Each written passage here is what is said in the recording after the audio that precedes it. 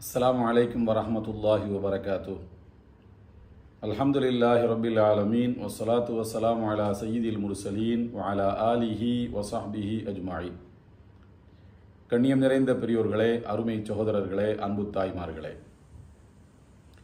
RST நிறுவனம் வழங்குகின்ற திருக்குர்ஆன் தஃப்சீர் விரிவுரை நிகழ்ச்சியில் சூரா அல் ஹஜ் என்கின்ற 22வது அத்தியாயத்தின் விளக்கங்களை நாம் அறிந்து வருகிறோம். இதுவரை இந்த அத்தியாயத்தில் நாம் 37 வசனங்களின் விளக்கங்களை பார்த்துள்ளோம். கடைசியாக நாம் பார்த்த வசனம்,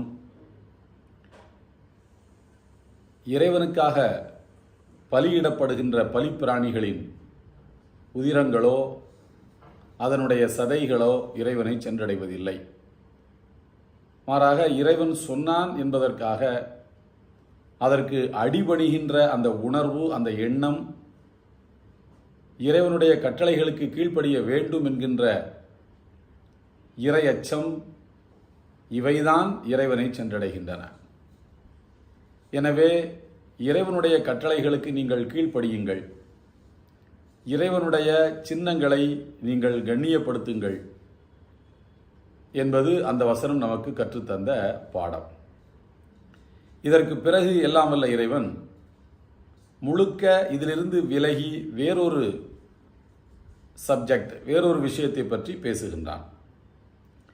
அது என்னவென்றால், இறை நம்பிக்கையாளர்களுக்கு எந்த தொந்தரவும் வந்துவிடாமல் இறைவன் அவர்களை பாதுகாக்கக்கூடியவனாக இருக்கின்றான் என்று குறிப்பிட்டுவிட்டு, அதனை தொடர்ந்து வரக்கூடிய வசனத்தில் தற்காப்புக்காக உங்கள் மீது திணிக்கப்படுகின்ற யுத்தங்களை நீங்கள் எதிர்கொள்ளுங்கள், இதற்கு மேலும் நீங்கள் அடி வாங்கி கொண்டிருக்க வேண்டாம் என்று அடுத்தடுத்த வசனங்களில் எல்லாம் வல்ல இறைவன் கூறி காட்டுகிறான். இப்போது இங்கே அடிப்படையில் ஒரு கேள்வி எழுகிறது. ஹஜ் என்கின்ற வணக்க வழிபாட்டை பற்றி சொல்லிவிட்டு இறைவனுடைய சின்னங்களை ஹஜ்ஜிலே கண்ணியப்படுத்த வேண்டும் என்று சொல்லிவிட்டு, ஹஜ்ஜிலும் ஹஜ்ஜுக்கு வெளியிலும் பலிப்பிராணிகளை இறைவனுக்காக அறுத்து பலியிடுவதை பற்றி சொல்லிவிட்டு, அதனுடைய இறைச்சியும் அதனுடைய இரத்தங்களும் இறைவனை சென்றடைவதில்லை, மாறாக நீங்கள் இறைவனுக்கு கீழ்ப்படிய வேண்டும் என்கிற அந்த உணர்வோடு அதனை பலியிடுகிறீர்கள் அல்லவா, அந்த உணர்வு தான் இறைவனை சென்றடைகிறது என்பதை சொல்லிவிட்டு, திடீரென்று எல்லாம் வல்ல இறைவன் அதற்கு சம்பந்தமே இல்லாத, நீங்கள் பாதுகாக்கப்படுவீர்கள், இறை நம்பிக்கையாளர்களுக்கு எந்த தீங்கும் ஏற்படாமல் இறைவன் பாதுகாப்பான் என்றும் தற்காப்பு யுத்தங்களை பற்றியும் சொல்வதற்கு என்ன காரணம்? அதற்கும் இதற்கும் என்ன தொடர்பு? அதற்கும் இதற்கும் என்ன சம்பந்தம் என்கிற ஒரு அடிப்படையான கேள்வி எழும். இந்த கேள்விக்கான விடை திருக்குரானுடைய விரிவுரையாளர்கள் திருக்குரானின் வசன தொகுதிகளுக்கு இடையில் இருக்கக்கூடிய இணைப்பை எடுத்துரைக்கக்கூடிய அறிஞர் பெருமக்கள் கூறுகின்றார்கள். ஹஜ் என்கின்ற வணக்க வழிபாட்டிலும் இறைவனுடைய சின்னங்களை கண்ணியப்படுத்துவதிலும் பலிப்பிராணிகளை இறைவனுக்காக அறுத்து பலியிடுவதிலும் தக்வா என்கின்ற இறையச்சம் இருக்கிறது. அந்த தக்வா தான் இந்த மூன்றுக்கும் இணைப்பு பாலமாக இருக்கக்கூடிய இழை. ஹஜ்ஜு, இறைவனுடைய சின்னங்களை கண்ணியப்படுத்துவது, பலியிடுவது, இந்த மூன்றிலும் தக்வா இருக்கிறது. வலிபாஸ் தக்வா தாலிக்க ஹைர் வதஸவது ஃபைன்ன ஹைர ஜாதி தக்வா. ஹஜ்ஜுக்கு செல்லுகின்ற போது எதை எடுக்கிறீர்களோ இல்லையோ இறையச்சத்தை எடுத்துக்கொள்ளுங்கள். வமை வால்தீம் ஷாயிர் அல்லாஹ் ஃபைன்னஹா மின் தக்வல் குலூப். இறைவனுடைய சின்னங்களை கண்ணியப்படுத்துவோரின் இதயத்தில் இறை அச்சம் இருக்கிறது. லை யனால் அல்லாஹு லுஹூமுஹா வலா திமாவுஹா வலாக்கி யனாலுஹு தக்வா. பலிப்பிராணிகளை அறுக்கின்ற போது இறையச்சம்தான் இறைவனை அடைகிறது. அந்த மூன்றிலும் இறையச்சம் என்கிற இழை பின்னி பிணைந்திருக்கின்றது. எனவே இறை வழிபாட்டில் திளைக்கக்கூடிய நீங்கள் இறையச்சத்துடன் அந்த வழிபாட்டை நீங்கள் நிறைவேற்றுவீர்களானால் அப்போது உங்களை இறைவன் பாதுகாப்பான். அதான் இன்னல்லாஹ யுதாஃபிஉ அனில்லதீன ஆமனு. இறை நம்பிக்கை கொண்டோர் இறை நம்பிக்கை கொண்டோரை இறைவன் காப்பாற்றக்கூடியவனாக இருக்கின்றான். இன்னல்லாஹ லா யுஹிப்பு குல்ல ஹவ்வானின் கஃபூர். துரோகம் செய்யக்கூடிய நன்றி கெட்ட யாரையும் இறைவன் நேசிப்பதில்லை. அப்போ இறைவனுக்கு நன்றி செலுத்துவதற்காக ஹஜ்ஜு, தாலீமு ஷாயில்லா, குர்பானிவைகள் எல்லாம் இருக்கின்றன. இந்த நன்றிக்கு மாறாக நீங்கள் நன்றி கெட்டு போய் நடந்து கொள்வீர்களானால், துரோகம் செய்வீர்களானால் இறைவன் உங்களை பாதுகாக்க மாட்டான். ஏனென்றால் இறைவன் உங்களை நேசிக்க மாட்டான். நேசிக்காதவர்களை இறைவன் பாதுகாக்க மாட்டான்.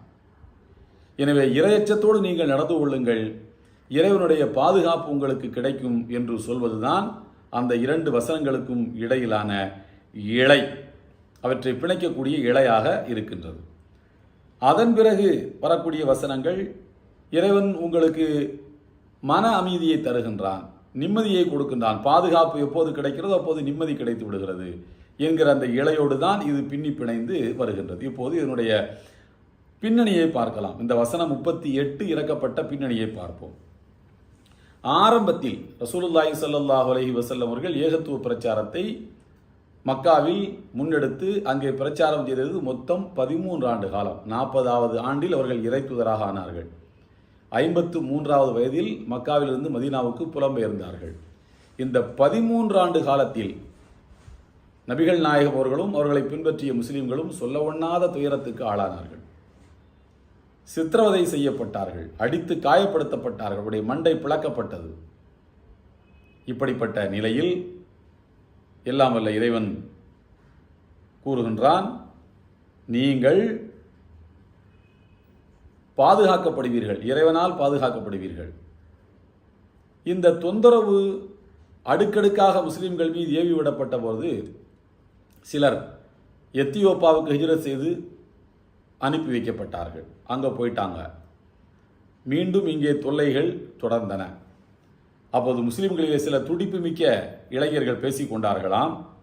பேசாமல் நாம் ஒன்று செய்வோம், நபிகள் நாயகம் அவர்கள் நமக்கு திருப்பி தாக்கும் அனுமதியை தரவில்லை, தொல்லைகளை தாங்கிக் கொள்ளுங்கள் என்று சொல்லிக்கொண்டே இருக்கின்றார்கள். அதனால் நாம் ஒன்று செய்யலாம். ஏதாவது இணை வைப்பாளர்கள், இஸ்லாம் பரவுவதை விரும்பாதவர்கள், முஸ்லிம்களை தொல்லை செய்யக்கூடியவர்கள் தனியாக எங்காவது மாட்டினால் வைத்து பிழிந்து எடுத்து விடலாம், உண்டு இல்லை என்று பண்ணிவிடலாம் அவர்களை. அவர்கள் தனியாக சிக்கவில்லை என்றால் அவர்களை வலைவிரித்து தனியாக சிக்க வைப்போம். ஏதாவது சாக்கு போக்குகளை சொல்லி அங்கே தனியாக அழைத்து சென்று அவருடைய கதையை முடித்து விடலாம் என்று சில முஸ்லிம்கள் திட்டமிட்டு கொண்டிருந்தார்கள். அப்போது எல்லாம் வல்ல இறைவன் இந்த வசனத்தை இறக்கி அருளினான் என்று பேரறிஞர் குர்துபி ரஹ்மத்துல்லாஹி அவர்கள் சொல்கிறார்கள். இது ஒரு கருத்து. இப்போது இறைவன் சொல்லுவது யுதாஃபிஉ அனில்லதீன ஆமனு, இறை நம்பிக்கையாளர்களை இறைவன் பாதுகாப்பவனாக இருக்கின்றான். எப்படி பாதுகாப்பான்? பாதுகாப்பவன் என்றால் எப்படி பாதுகாப்பான் என்பதற்கு 2-3 விளக்கங்களை முன்வைக்கின்றார்கள். முதலாவது, பாதுகாப்பான் என்பதற்கு விளக்கம் என்னவென்றால், இறை நம்பிக்கையாளர்களினுடைய கரத்தை வலுப்படுத்தி வலிமைப்படுத்தி இறை நம்பிக்கையாளர்களின் எண்ணிக்கையை அதிகப்படுத்தி இந்த தத்துவத்துக்கு எதிரானவர்கள் இந்த இறை நம்பிக்கையாளர்களை, இந்த முஸ்லிம்களை தாக்க முடியும் என்கிற நம்பிக்கையை அவர்களிடமிருந்து இறைவன் பறித்து விடுவான். அவங்களுடைய உள்ளத்தில் அச்சத்தை போட்டு விடுவான். கிட்ட போகாதீங்கப்பா, எண்ணிக்கை கூடி போயிடுச்சு அவங்க. இதன் மூலமும் அல்லாஹ் அவர்களை பாதுகாப்பான். பிறகு பாதுகாப்பான் என்பதற்கு இன்னொரு பொருள் என்னவென்று சொன்னால், இறை நம்பிக்கையாளர்கள் எண்ணிக்கையிலே குறைவாக இருக்கும்போது இவர்கள், இந்த இறை நம்பிக்கையாளர்கள் இறை மறுப்பாளர்களை தாக்கிவிடாமல் இவர்களை பாதுகாப்பாங்க. அவங்கள தாக்குனா அவங்க பயங்கரமாக இவங்களை திருப்பி தாக்குவாங்க. அவர்கள் திருப்பி தாக்காமல் இருக்க வேண்டுமானால் இவர்கள் தாக்க வேண்டும். அப்போ இவர்கள் பாதிக்கப்படாமல், இவர்கள் அவர்களுக்கு பாதிப்பை ஏற்படுத்தாமல், இறை மறுப்பாளர்களுக்கு பாதிப்பை ஏற்படுத்தாமல் இவர்களை பாதுகாப்பான் என்று 2 வகையான விளக்கங்களை முன்வைக்கின்றார்கள். எதுவாக இருந்தாலும் இறைவன் சொல்லி காட்டுவது, உங்களுக்கு திருப்பி தாக்கும் அனுமதி வழங்கப்படவில்லை. இறை கட்டளைகளை பின்பற்றி இறை அச்சத்துடன் நீங்கள் வாழ்ந்து கொண்டே இருங்கள். அப்படி என்றால் இறைவன் உங்களை பாதுகாப்பான். நம்பிக்கை துரோகிகளுக்கும் நன்றி கெட்டவர்களுக்கும் இறைவனுடைய அன்பு கிடைப்பதில்லை. அதில் கவனமாக இருங்க. நம்பிக்கைக்கு துரோகம் பண்ணிடாதீங்க, இறைவனுக்கு மாறு செய்து விடாதீர்கள், இறை வணக்க வழிபாட்டில் நீங்கள் திளைத்து கொண்டே இருங்கள். இதுதான் இந்த வசனம் சொல்லக்கூடிய அறிவுரை. அதற்கடுத்து வசனம் 39, உதின லில்லதீன யுகாத்தலூன பி அன்னஹும் துலிமு வ இன்னல்லாஹ அலா நஸ்ரிஹிம் லகதீர்.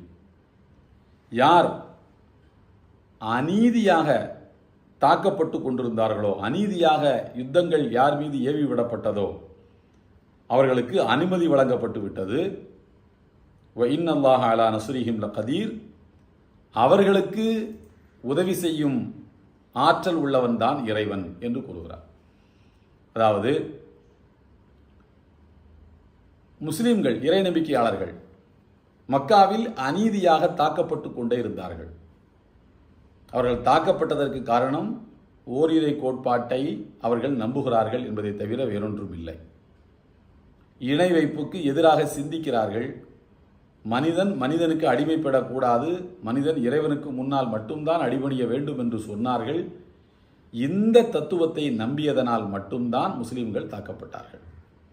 இப்போது இறைவன் கூறுகிறான், ஊதின லில்லதீன யுகாத்தலூன், தாக்கப்படுகிறவர்களுக்கு அனுமதி வழங்கப்பட்டு விட்டது. ஏன் அவர்களுக்கு அனுமதி வழங்கப்பட்டது? திருப்பி தாக்க. எதற்கு அனுமதி வழங்கப்பட்டதுன்னா திருப்பி தாக்க அனுமதி வழங்கப்பட்டது. நீங்கள் அடித்தா திருப்பி அடிக்கக்கூடாதுன்னு நினைக்காதீங்க, திருப்பி அடிச்சிருங்க இனிமே. எதற்கென்றால் பி அன்னஹும் துலிமு, அநீதியாகவே அவர்கள் தாக்கப்பட்டார்கள். இவர் ஏதோ தப்பு செஞ்சார், அதனால 10 பேர் சேர்த்து இவர் அடித்தாங்க அப்படின்னு இல்லை. இவர் ஏதோ ஒரு சமூக குற்றத்தை செய்து விட்டார், சமூகத்தில் ஒரு பெரும் குழப்பம் நிலவுவதற்கு இவர் காரணமாகிவிட்டார் என்பதல்ல. மாறாக இவர் நேர்மையாக நடந்து கொண்டார், ஓரிரை கோட்பாட்டை நம்பினார் என்பதற்காகவே இவர் தாக்கப்பட்டார் என்றால் இவருக்கு திருப்பி தாக்கும் அனுமதி உண்டு. தனிநபருக்கு, சமுதாயத்துக்கு அனுமதி உண்டு என்று சொல்லிவிட்டு இறைவன் கூறுகிறான், வ இன்னல்லாஹ அலா நஸ்ரிஹிம் லகதீர். இப்படி அநீதியை தட்டி கேட்டு திருப்பி தாக்குவோருக்கு உதவி செய்யக்கூடிய ஆற்றல் உள்ளவன் தான் இறைவன் என்று கூறுகிறான். அதாவது நீங்கள் திருப்பி தாக்கினால் இறைவனுடைய உதவி உங்களுக்கு கிடைக்கும், தாக்காவிட்டால் கிடைக்காது. அப்போ உங்களுக்கு அனுமதி வழங்கப்பட்டு விட்டதென்றால் அதை நீங்கள் நிறைவேற்றுங்கள். இந்த வசனம் எப்போது இறக்கப்பட்டதென்றால் நபிகள் நாயகம் அவர்களும் முஸ்லிம்களும் புலம்பெயர்ந்து மதீனாவில் குடியேறியதற்கு பிறகு இந்த வசனம் அருளப்பட்டது. மக்காவில் வாழ்ந்த கட்ட வரைக்கும் திருப்பி தாக்க அனுமதி உண்டு என்கிற சட்டம் இல்லை. மதீனாவுக்கு வந்த பிறகு, ஒரு அரசை அமைத்த பிறகு தாக்கப்பட்டால் அப்போதும் நீங்கள் வேடிக்கை பார்த்து கொண்டிருக்காதீர்கள், கைகளை கட்டி கொண்டு இருக்காதீர்கள், சைப்புத்தன்மை என்கிற பேரில் நீங்கள் ஏமாந்து கொண்டிருக்காதீர்கள், திருப்பி தாக்குங்கள் என்று இறைவன் கூறுகிறான். இந்த வசனம், இந்த ஒரு வசனம், கண்டுகொள்ளாமல் இருங்கள், மன்னித்து விடுங்கள், சைப்புத்தன்மையோடு செல்லுங்கள் என்று இதற்கு முன்னர் இறக்கப்பட்ட எல்லா வசனங்களினுடைய கட்டளைகளையும் மாற்றி வேறொரு வடிவத்தை கொடுக்கிறது. இஸ்லாத்திற்கும் முஸ்லிம்களுக்கும் இது வேறொரு வடிவத்தை கொடுக்கக்கூடிய வசனம். அதே போல நபித்தோழர் இப்னு அப்பாஸ் அவர்கள் கூறுகிறார்கள், ரசூலுல்லாஹி ஸல்லல்லாஹு அலைஹி வஸல்லம் அவர்கள் ஹிஜ்ரத் செய்து மதீனாவுக்கு வந்த பிறகு இறக்கி அருளப்பட்ட வசனம் இது. இது முதல் வசனம், திருப்பி தாக்க வேண்டும், திருப்பி தாக்குங்கள் என்று அனுமதி கொடுத்த முதல் வசனமே இந்த வசனம் தான். இதுக்கப்புறம் தான் முஸ்லீம்களுக்கு என்று ஒரு இராணுவம் உண்டாக்கப்பட்டது, இஸ்லாமிய அரசை பாதுகாப்பதற்கென்று வழிமுறைகள் உண்டாயின, எல்லாம் இதுக்கப்புறம் உண்டானது தான். எனவே இஸ்லாமிய வரலாற்றில் ஒரு திருப்பு முனையை ஏற்படுத்திய வசனம் என்று இதை குறிப்பிடலாம். அதே போல பேரறிஞர் திருமிதி அவர்களும் நசாயி அவர்களும் பதிவு செய்திருக்கக்கூடிய ஒரு வரலாற்று தகவல் என்னவென்றால், நபிகள் நாயகம் ஸல்லல்லாஹு அலைஹி வஸல்லம் அவர்கள் மக்காவிலிருந்து புறப்பட்டு மதீனாவுக்கு அவர்கள் புலம்பெயர்ந்து வர வேண்டிய நிர்பந்தத்துக்கு அவர்கள் ஆளாக்கப்பட்ட போது நபிகள் நாயகம் ஸல்லல்லாஹு அலைஹி வஸல்லம் அவருடைய ஒவ்வொரு அசைவுகளையும் நாடி துடிப்புகளையும் நன்கறிந்தவரான அவருடைய மிக நெருங்கிய கூட்டாளி அபூபக்கர் சித்திக் அவர்கள் கூறினார்களாம், அஹ்ரஜு நபியஹும் லயுஹ்லகன், தங்களுக்கு நேர்வழி காட்ட அனுப்பி வைக்கப்பட்ட இறை தூதரையே இந்த மண்ணிலிருந்து அவர்கள் வெளியேற்றி விட்டார்களா? இந்த ஊரை விட்டு அவர் போக வேண்டும் என்று கட்டாயப்படுத்தி விட்டார்களா? அவ்வளவுதான், தொலைந்தார்கள்.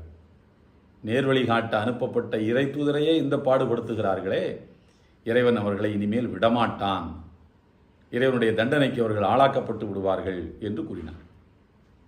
அப்போது எல்லாம் வல்ல இறைவன் அந்த சூழலில் தான் இந்த வசனத்தை இறக்கியருளினான்.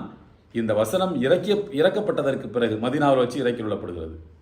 மதீனாவில் இந்த வசனம் இறக்கப்பட்டதற்கு பிறகு அபூபக்கர் சித்தீக் ரலியல்லாஹு அன்ஹு கூறினார்களாம், லக்து அலிம்து அன்னஹு சயகூனு கிதால், எனக்கு ஏற்கனவே தெரியும் யுத்தம் செய்வதற்கு திருப்பி தாக்கிட அல்லாஹ் அனுமதியை தருவான் என்பது எனக்கு ஏற்கனவே தெரியும் என்று அவர்கள் கூறினார்கள். எந்த அடிப்படையில் இவர்கள் கூறுகிறார்கள்? இவர்களுக்கு எப்படி தெரியுது? மனிதனுடைய யதார்த்தம் அதுதான், ஹியூமன் நேச்சர் அதுதான். எவ்வளவு நாளைக்கு திருப்பி தாக்காமல் கையை கட்டி கொண்டே இரு என்று எத்தனை நாளைக்கு ஒரு மனிதனை பார்த்து சொல்ல முடியும்? அப்படி சொல்வது மனித சுபாவத்துக்கு எதிரானது. அதனால் தான் மனிதனை படைத்த இறைவன் கூறுகிறான், கொஞ்சம் பொறுமையாயிரு, கொஞ்சம் சகிப்புத்தன்மையோடு இருங்க என்று 13 ஆண்டு காலத்துக்கு சொன்னான். பொறுமையாருங்க பொறுமையாருங்க பொறுமையாருங்க. சரி, அந்த நேரத்திலும் கூட எதற்காக இறை நம்பிக்கையாளர்கள் மூமின்களிலே சிலர் தனியாக மாட்டிக்கொள்ளக்கூடிய கொடூரமான குற்றவாளிகளை நாம் தனியாக அழைத்து சென்று தண்டித்துவிடலாம் என்று பேசிய போது அதை ஏன் செய்யக்கூடாது என்று இறைவன் சொன்னான்? தாக்கப்பட்டால் சகிப்புத்தன்மையோடு இருங்கள் என்று ஏன் 13 ஆண்டு காலத்துக்கு சொன்னான் என்றால், ஒரு தியாகத்துக்கு ஒரு சமுதாயத்தை பழக்குவது அதனுடைய நோக்கம். இந்த லட்சியம் என்பது பல எதிர்ப்புகளை தாண்ட வேண்டியது இருக்கிறது. எனவே நீங்கள் உங்களை உறுதியான உள்ளத்துக்குரியவர்களாக மாற்றிக்கொள்ளுங்கள். சோதனைகளை தாங்கிக் கொள்ளக்கூடிய மனப்பக்குவத்தை உங்களுக்குள் நீங்கள் வளர்த்து கொள்ளுங்கள். அது இறைவன் தருகின்ற இயல்பான சோதனைகளோ அல்லது கண்ணுக்கு முன்னால் தெரிகின்ற மனிதர்கள் நமக்கு நேரடியாக தருகின்ற தொந்தரவுகளோ சங்கடங்களோ எந்த வகைப்பட்ட சோதனைகளாக இருந்தாலும் அவற்றையெல்லாம் நீங்கள் நிதானமாக எதிர்கொள்ள பழகுங்கள். சகிப்புத்தன்மை என்பது ஒரு தத்துவத்தை இந்த மண்ணில் நிலைநாட்ட விரும்பக்கூடியவர்களுக்கு ரொம்ப முக்கியமான ஒரு பண்பு. பொறுமை, சகிப்புத்தன்மை இவையெல்லாம் இல்லாதவர்கள் தாங்கள் நம்புகிற தத்துவத்தை உலகத்தில் நிலைநாட்ட முடியாது. எனவே சில 100 நபித்தோழர்கள் குறைந்த எண்ணிக்கையில் இருந்தபோது நீங்கள் பொறுமையோடு இருங்கள் என்று எல்லாம் வல்ல இறைவன் அவர்களுக்கு கட்டளையிட்டான். இப்போது வசனம் 40 பார்க்கலாம். இந்த வசனம் 40 ரொம்ப முக்கியமான வசனம். இதுவும் 39 கூறியிருந்தான், நீங்கள் திருப்பி தாக்கிட உங்களுக்கு அனுமதி உண்டு, ஏனென்றால் உங்களுக்கு அநீதி இழைக்கப்பட்டுள்ளது. எப்படி அநீதி இழைக்கப்பட்டுள்ளது அதை சொல்வதுதான் வசனம் 40. அதாவது அவர்கள் உஹ்ரிஜு மின் தியாரிஹிம் பிகைரி ஹக்கின், எந்த விதமான நியாயமான காரணமும் இன்றி அவர்கள் சொந்த நாட்டிலிருந்து துரத்தப்பட்டார்கள், வெளியேற்றப்பட்டார்கள். தியார் என்பதற்கு நாடு, நாடுகள் அல்லது இல்லங்கள் என்று 2 பொருட்கள் உண்டு. வல்லதீன உஹ்ரிஜு மின் தியாரிஹிம் பிகைரி ஹக், தங்களுடைய இல்லங்களிலிருந்து அவர்கள் எந்த நியாயமும் இன்றி வெளியேற்றப்பட்டார்கள். நீ போ, வெளியில் ஊரை விட்டு போ, நாட்டை விட்டு போ. ஏன் நான் நாட்டை விட்டு போக வேண்டும்? நீ முஸ்லீம், அதனால போ என்று சொன்னார்கள். மேலும் இல்லா ஐயகூலு ரப்புன் அல்லாஹ், எங்களின் இறைவன் அல்லாஹ் ஒருவனே என்று அவர்கள் கூறியதை தவிர வேறு எந்த தவறும் அவர்கள் செய்யவில்லை. இதுதான் அவங்க செஞ்சது. இதனால் அவர்கள் நாட்டை விட்டு வெளியேற்றப்பட்டார்கள். அதற்கடுத்து இது இப்படித்தான், இதனால தான் நான் திருப்பி தாக்கணும்னு சொல்கிறேன் அப்படின்னு இறைவன் ஒரு தன்னிலை விளக்கத்தை தந்துவிட்டு பிறகு மொத்த உலகத்துக்கும் பொருந்துகின்ற ஒரு மனித நீதி அல்லது பிரபஞ்ச இயல்பு, ஒரு பிரபஞ்ச இயல்பை இறைவன் இந்த வசனத்தில் சொல்கிறான். என்னவென்றால், வலவுலா தஃபுல்லாஹின் நாஸ பஅதஹும் பிபஅத், மனிதர்களில் சிலரை வைத்து சிலரை இறைவன் தடுக்காவிட்டால், மனிதர்களில் ஒரு சிலரை வேறு சிலரை வைத்து தடுக்காவிட்டால் லஹுத்திமத்து சவாமிஉ வ பியாஉ வ ஸலவாத்து வ மஸாஜிது யுذ்கரு ஃபீ இஸ்முல்லாஹி கஸீரா. யூத ஆலயங்களும் கிறிஸ்தவ ஆலயங்களும் தொழுகை நடைபெறும் இடங்களும் இறைவனுடைய துதி செய்யப்படுகின்ற பள்ளிவாசல்களும் இடிக்கப்பட்டு போயிருக்கும் என்று கூறுகிறார். அதாவது அநீதியாளர்களை வேறு சிலரை வைத்து இறைவன் தடுக்கின்றான். இந்த வசனத்திற்கு ஹஸரத் அபு தர்தா ரலியல்லாஹு அன்ஹு என்கிற நபித்தோழர் ரொம்ப அழகான ஒரு விளக்கத்தை தருகின்றார்கள். அதாவது அபு தர்தா ரலியல்லாஹு தஆலா அன்ஹு அவர்கள் கூறுகின்றார்கள், லௌலா அன்னல்லாஹ அஸ்ஸ வஜல் யதுஃபஉ பிமன் ஃபில் மசாஜிதி அம்மன் லைஸ ஃபில் மசாஜிதி. பள்ளிவாசல்களில் உட்கார்ந்து இறைவனை துதித்து கொண்டிருப்போரை இறைவன் காப்பாற்றுகிறான். யாரை கொண்டு காப்பாற்றுகிறான் என்றால் பள்ளிவாசல்களில் இல்லாதவர்களை வைத்து காப்பாற்றுகிறான். அதாவது மனிதர்களில் சிலரை வைத்து இறைவன் காப்பாற்றுகிறான். சில பேர் பார்த்தீங்கன்னா பெருசாக மார்க்கப்பற்று உள்ளவங்களா இருப்பாங்கன்னு சொல்ல முடியாது.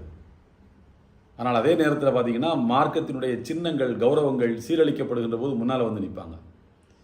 சில பேர் எப்போ பார்த்தாலும் தொழுகை வழிபாடு என்று இருப்பார்கள். ஆனால் கொஞ்சம் கூட ரோஷம் உள்ளவர்களாக அவர்கள் இருக்க மாட்டார்கள். உள்ளத்தளவில் பெரிய கோழைகளாக இருப்பார்கள். சந்தர்ப்பங்களும் சூழ்நிலைகளும் அவர்களுக்கு ஏதுவாக அமைத்து கொடுக்கப்பட்டால் வணக்க வழிபாட்டில் திளைத்துவிட்டு பார் உன்னை விட நான் பெரிய வணக்கசாலி என்று பம்மாத்து பேசிக் கொண்டிருப்பார்கள். ஆனால் இறைவன் இந்த உலகத்தினுடைய சுழற்சியை, இந்த பிரபஞ்சத்தின் இயல்பை எப்படி அமைத்திருக்கின்றான் என்றால் சிலரை வைத்து சிலரை காப்பாற்றுகிறான். அப்படி காப்பாற்றி இருக்காவிட்டால் ஆண்டாண்டு காலமாக இறைவன் இதைத்தான் செய்து வருகின்றான். அப்படி காப்பாற்றி இருக்காவிட்டால் தண்டனைகள் எல்லோருக்குமே வந்து சேர்ந்திருக்கும். ஏனென்றால் வணக்க வழிபாட்டில் மட்டுமே திளைக்கக்கூடியவர்கள் பெரிய போர் வீரர்களாக இருப்பதற்கு வாய்ப்பில்லை. பெரிய புஜ பராக்கிரமசாலிகளாக இருப்பவர்கள் அதிலே அக்கறை செலுத்துகின்ற போது வணக்க வழிபாட்டில் கொஞ்சம் அவர்கள் நீக்குப்போக்காக இருப்பது உண்டு. இப்போ சிலரை வைத்து சிலரை இறைவன் காப்பாற்றுகிறான். இங்கே ஒரு பக்கத்தில் வணக்க வழிபாட்டில் நீக்குப்போக்காக இருந்து கொண்டு வீரதீர செயல்பாடுகளில் முன்னணியில் இருக்கின்றார்கள் அல்லவா, அவர்களை இறைவன் காப்பாற்றுகிறான். யாரை கொண்டு? வணக்க வழிபாட்டில் ஈடுபடுபவர்களை கொண்டு காப்பாற்றுகிறான். எப்படி? இவர்கள் அவர்களுக்காக துவா செய்து கொண்டிருக்கிறார்கள். வணக்க வழிபாட்டில் ஈடுபடக்கூடியவர்களை புஜபராக்கிரமசாலிகளை கொண்டு காப்பாற்றுகிறான். எப்படி என்றால் இவர்களுக்கு ஏதேனும் தொந்தரவு வந்தால் அந்த சக்தி மிக்கவர்கள், ஆற்றல் மிக்கவர்கள் வந்து தொந்தரவு செய்யக்கூடியவர்களை தடுக்கின்றார்கள். சிலரை வைத்து சிலரை காப்பாற்றுகிறான், சிலரை வைத்து சிலரை காப்பாற்றுகிறான். ஹஸரத் அபு தர்தா ரலியல்லாஹு தஆலா அன்ஹு அவர்கள் இந்த விளக்கத்தை தருகின்றார்கள். இதுதான் உலகத்தின் இயல்பு. ஆண் உழைக்கப் போகிறான், உழைத்தவன் குடும்பத்தை காப்பாற்றுகிறான் என்று சொன்னால் வீட்டில் இருக்கக்கூடிய பெண்கள் குடும்பத்தை நிர்வாகம் செய்து அந்த ஆணையும் சேர்த்து காப்பாற்றுகிறார்கள். பிள்ளைகளை பராமரிப்பதன் மூலம் அந்த ஆணுக்கும் இவர்கள் சேவகம் செய்கிறார்கள். ஆண் உழைத்து போடுவதனால் இவர்களுக்குரிய பொருளாதார தேவைகளை நிறைவேற்றுவதனால் அவன் இவர்களை காப்பாற்றுகிறான், இவர்கள் அவனை காப்பாற்றுகிறார்கள். அதுதான் சிலரை வைத்து சிலரை இறைவன் தடுக்கிறான், காப்பாற்றுகிறான். இது மாத்திரம் நடந்து கொண்டே இருக்கவில்லை என்றால், ஒவ்வொரு காலகட்டத்திலும் நடந்து கொண்டே இருக்கவில்லை என்றால் ஒரு காலகட்டத்தில் இருந்த யூத ஆலயங்கள் தகர்க்கப்பட்டிருக்கும் அக்கிரமக்காரர்களால். அடுத்த காலகட்டத்தில் இறைத்தூதர் ஈசா நபியை பின்பற்றக்கூடிய கிறிஸ்தவர்களின் ஆலயங்கள் தாக்கப்பட்டு தகர்க்கப்பட்டு போயிருக்கும்.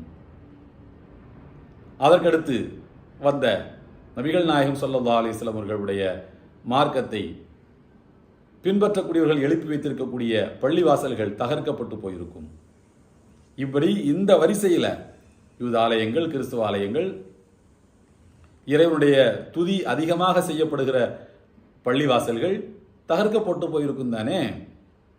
அப்படியானால் ஒருவர் மற்றவரை பார்த்து நான் உன்னை விட பெரியவன், நீ என்னை விட பெரியவன் என்கிற அந்த போட்டி என்பது இருக்கக்கூடாது. எல்லாம் சேர்ந்ததுதான் உலகம். ஒருவரை கொண்டு இன்னொருவரை இறைவன் காப்பாற்றி கொண்டிருக்கின்றான். ஆடு மாடுகளால் மனிதர்களுக்கு பலன் உண்டு, மனிதர்களால் ஆடு மாடுகளுக்கு பலன் உண்டு. இதுதான் பிரபஞ்சத்தினுடைய இயல்பு என்பது இந்த வசனம் நமக்கு சொல்லித்தரக்கூடிய ரொம்ப முக்கியமான ஒரு வாழ்க்கை பாடமாக இருக்கின்றது. அதே போல நீங்கள் பார்த்தீர்கள் என்று சொன்னால், ஒருவர் மற்றவர் மூலமாகவே இந்த உலகம் சீராக இயங்கிக் கொண்டிருக்கிறது என்பதை வலியுறுத்தக்கூடிய, இதே கருத்தை துணிக்கக்கூடிய வேறு சில வசனங்களும் திருக்குர்ஆனுடைய வெவ்வேறு அத்தியாயங்களில் இடம்பெற்றிருக்கின்றன. அவற்றையும் அது தொடர்பான மேலதிக விளக்கங்களையும் இன்ஷா அல்லாஹ் வரக்கூடிய வாரங்களில் நாம் பார்க்கலாம். எல்லாம் வல்ல ஏக இறைவனுடைய அன்பும் அருளும் நம் அனைவர் மீதும் என்றும் நிலவட்டும்.